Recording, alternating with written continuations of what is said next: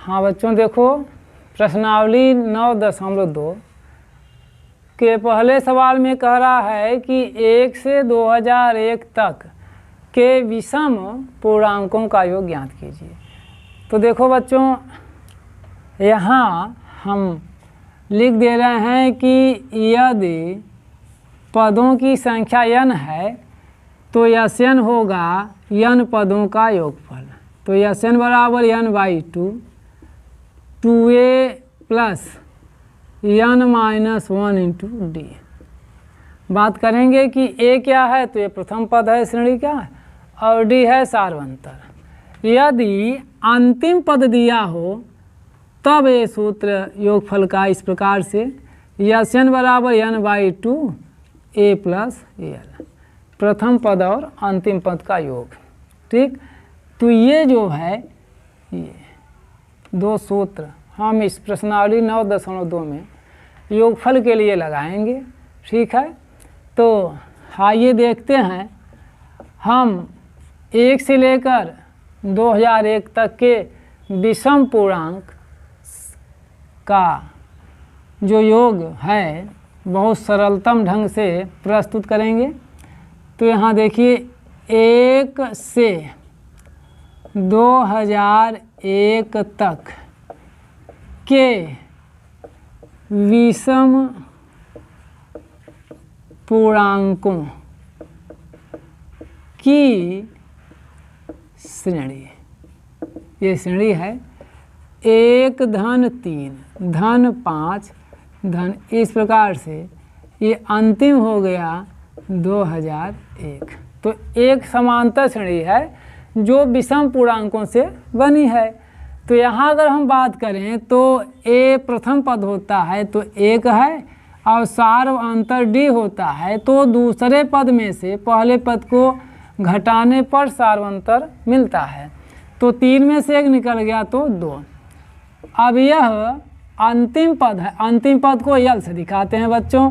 तो यल बराबर हो गया 2001। तो देखो यहाँ बच्चों, अब यहाँ देख रहे हैं आप, इस फार्मूले का उपयोग करेंगे हम, लेकिन हमें इसमें ये नहीं पता है, इस श्रेणी में हमें नहीं पता है कि n क्या है। तो सबसे पहले हम n ज्ञात करेंगे। तो n ज्ञात करने के लिए एक सूत्र है, देखिए n ज्ञात करने के लिए सूत्र है, तो अंतिम पद यल बराबर a plus n-1 into D. ये तो हम इस सूत्र से n का मान ज्ञात करेंगे। तो यल का मान है 2001, a है 1 प्लस n-1 इंटू डी का मान 2 है। तो 1 को हम पक्षांतर करें तो 2001 माइनस 1, तो यहाँ बचा n-1 इंटू 2। अब ये 2 नीचे आ जाएगा तो 2000 कैसे आया, 2001 में से घट गया तो 2000 नीचे आ गया 2, तो यहाँ बचा n-1। तो 2 से जब काटेंगे आप तो 1000 आएगा। तो ये हो गया 1000 बराबर n-1, तो 1 जो है माइनस इधर आएगा, तो 1000 में 1 जुड़ जाएगा, तो n बराबर हो गया 1001। अब पदों की संख्या हमें प्राप्त हो गई, n का मान 1001। तो हम ये छोटा वाला सूत्र लगा देंगे, सूत्र Sn बराबर n/2 ब्रैकेट में a प्लस l अंतिम पद होता है बच्चों। तो n की जगह हम 1001 लिखेंगे, जहाँ जहाँ n है वहाँ वहाँ 1001, और फिर बटे 2 है, a का मान 1 है और l का मान 2001, तो हो गया 2001।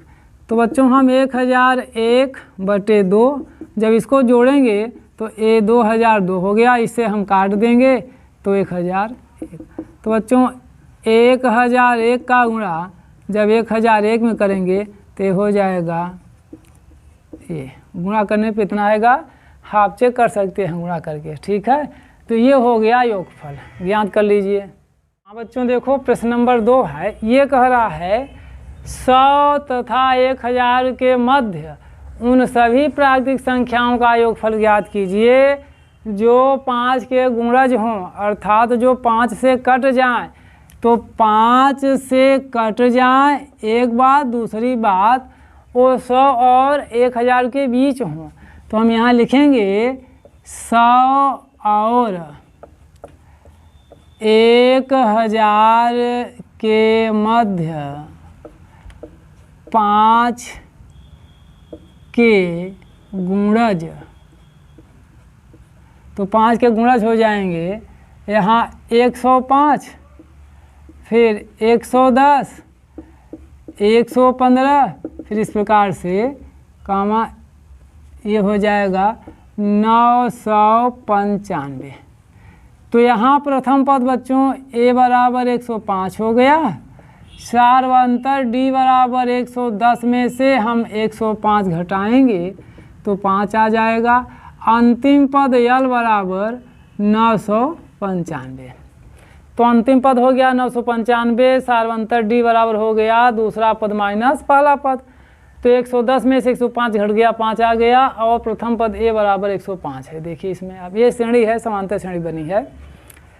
तो यहाँ हम योगफल ज्ञात करेंगे, इसके पहले हमें पदों की संख्या ज्ञात करनी है। तो पदों की संख्या के लिए हम एक सूत्र लगाते हैं, यल बराबर a plus n minus 1 into D. हम इस सूत्र के सहायता से n का मान ज्ञात करेंगे। तो यल की जगह 995 है बच्चों, a का मान 105 दिया हुआ है, प्लस n माइनस 1, d का मान 5 आया है। देखिए घटाने पर d का मान 5 आ गया। तो हम 995 ऐसे, 105 ऐसे, प्लस 5 का दोनों में गुणा करेंगे तो 5n माइनस 5 1 5। तो बच्चों 995 अपने स्थान पर। अब 105 में से 5 जब घट जाएगा तो 100 आएगा, प्लस 5n ज्यों का त्यों। अब 100 को हम पक्षांतर करेंगे तो 995, जब 100 इधर आया तो माइनस 100 बराबर यहाँ 5n। तो ये घटाएंगे तो 895 आएगा, बराबर 5n।